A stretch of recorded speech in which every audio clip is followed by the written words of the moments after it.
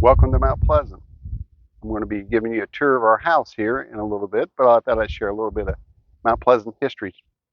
Mount Pleasant was plotted in 1817 in Davis County. This was Davis County at that time. In 1820, it became Martin County after Davis and Dubois County shared some land to create Martin County. And then Hindalston was the first uh, county seat, but later on in 1828, the county seat moved to Mount Pleasant. It stayed here for about 14 years and moved to Dover Hill after that. But one thing about Mount Pleasant is the house of Lewis Brooks, an old historical home.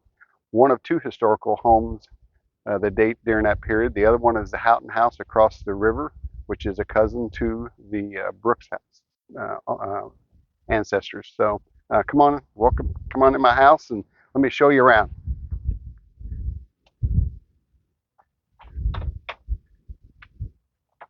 I'm going to show you a painting that we have at the museum, and we got a copy of it. It is a painting from 1850. It's actually on copper over at the museum, but we have a copy of it here. So you'll look at number 11. That is the Brooks house. There was a courthouse, number 1, and number 2 is St. Rose Catholic Church.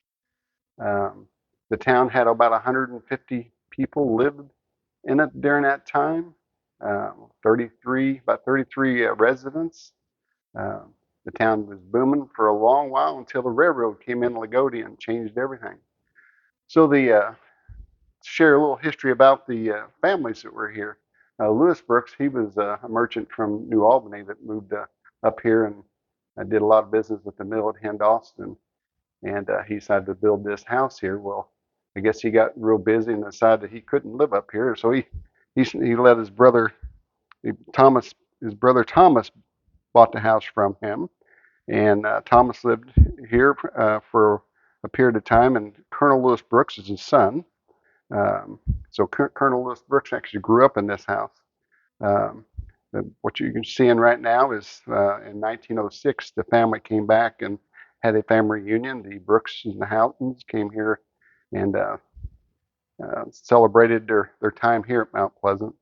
We also in the back was the one-room school that the family was a very big part of. One of the family members is the teacher of the one-room school that's was in the backyard here. So we'll come over here to the display case. After Thomas sold the house, it went to several people for just a short period of time until um, about 1845, whenever Thomas Gibson purchased the property and he made it into a stagecoach stop. And I'll go into that a little bit more when we get to the other room. But after that, and it'd been about by 1860, uh, George Valentine Rout purchased the house and it stayed in his family for 132 years. Donnie Spaulding was the last of the Routs that lived here, and my dad purchased it from their family. We got a few models here that my uncle made. The flatboat there. That's something the Brooks family did quite a bit. They build flatboats in the spring and float them down to New Orleans to sell all their merchandise. And you'll see a lot of these at the museum, and you can hear the rest of the story, like Paul Harvey says, they come over to the museum. So we'll go back over here and turn. And on the wall here, when my dad was redoing this room here, I had a lot of wallpaper. He steamed all the wallpaper off and saved 13 different layers of it. And he found some names, and one of them happened to be John Francis Greene. That would be his great grandfather, my great great grandfather. That was really neat. And there's a date, October 3rd, 1872. I was born October 3rd in 57. So I thought it was kind of neat that we made a connection here at this house. That John Francis Greene lived at Hindalston and Thomas Greene lived at Hindalston and a log cabin. And said, well, how did he get his name on this wall here? It's just really weird. Dad was just like, oh my gosh, this is just can't believe what I see here. But what it is George Valentine Rout and John Francis Greene were in the same group during the Civil War. We must have been friends at the time. So for some reason, they decided to write their names on the wall. Another unique thing about the house that the Rout family has shared with us, and the Spaldings, was as part of the Underground Railroad. So I'm going to go upstairs and show you where they showed us where they, would have hid somebody if they needed to. So come on up the steps. Uh, Everything here, the rails are, this is a maple original. The floors are original. The doors are original. Uh, the doors you'll find, it's all wooden pegs. It's very interesting when you start looking at everything here that, wow, it's been here for 190 years and it's still holding up. When you come up here, you'll notice how thick the floor is. I actually measured it this morning. It's 14 inches thick, the floor. And whenever you get up here, you'll turn around and you'll see the floor. Underneath this, the floor through here is a big, huge beams, 6 inches by about probably about 10 inches. We've seen some of those. Dad was redoing this here. Again, this is all original floors. You can see where it's worn, and but for 190 years, it's still holding up pretty good. So we'll come on in here and take you over here to the corner. What we was told back in the day that this was a safe house, and basically what that means is they would have a way to, it might have been a quilt or something they hung out, and if somebody was trying to come for their freedom from the South, and find a free place or get their freedom, this would have been a safe house. They could have came and got food and kept going, or if some reason they needed to stay, they could stay. But if somebody would show up and they were here, they'd have to hide them because they didn't want to, be caught, helping them out. So what I was told was what they would do is they would come up here, and this is called a press, a closet we call it, but they would open this up and these boards lift up, and that board gets pushed up, and in the attic area, there are other boards laying down that they would have laid up on until they had the okay to come back out. Another thing that was neat about this room, after, Dad took all the subfloors and stuff out and the carpet and stuff, that he noticed there's something unique here. It was a floor safe, I guess, where they kept some of their good, valuable things, and it had a rug laid over it. Boys always like to put their treasures in there.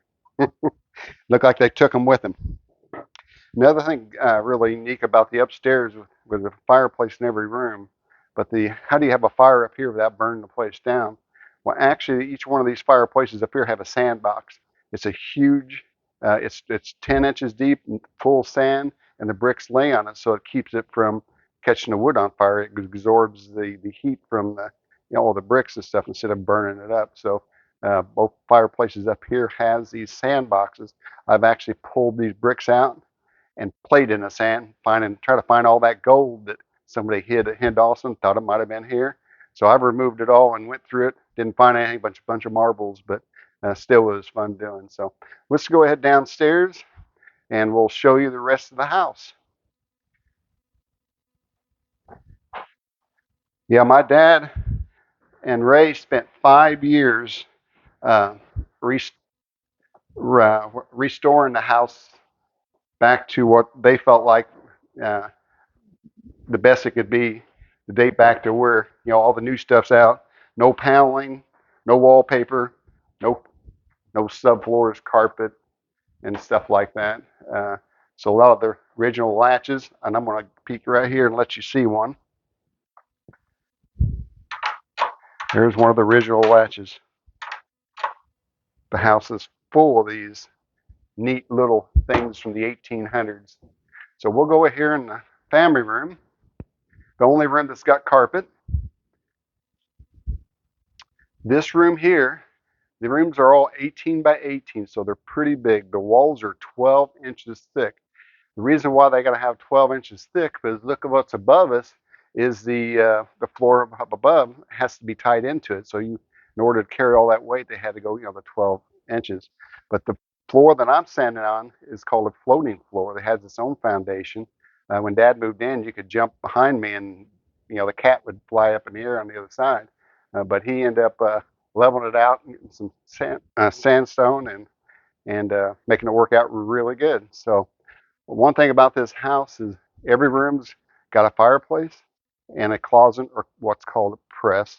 They're all identical. The downstairs fireplace has got a lot more detail. If you go to Conner Prairie up in Indianapolis, if you've ever been there, you think you've been in my house because it's laid out the same. It's got the same fireplace mantle.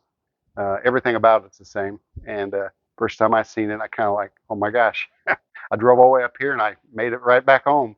So it was really neat. So this is the original part of the house in 1832. So I'm getting ready to take you into the tavern, which the area back here was added on in 1845.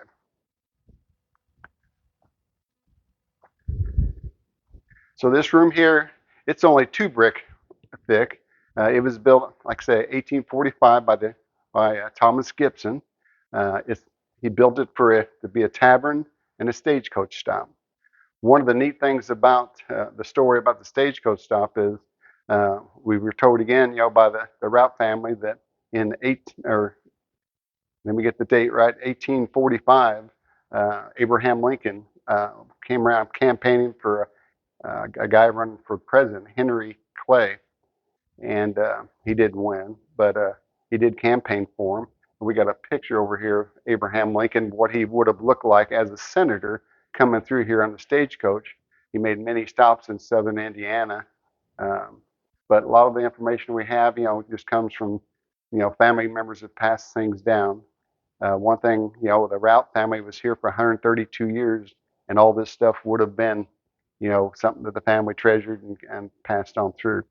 Um, One of the other things that it's really neat is the Spaldings and the who are the Rout family and the Gibson family. They all still, and the Brookses come here to visit quite a bit. So it's neat to to have them come here, the ancestors of the people that owned the house that we have here.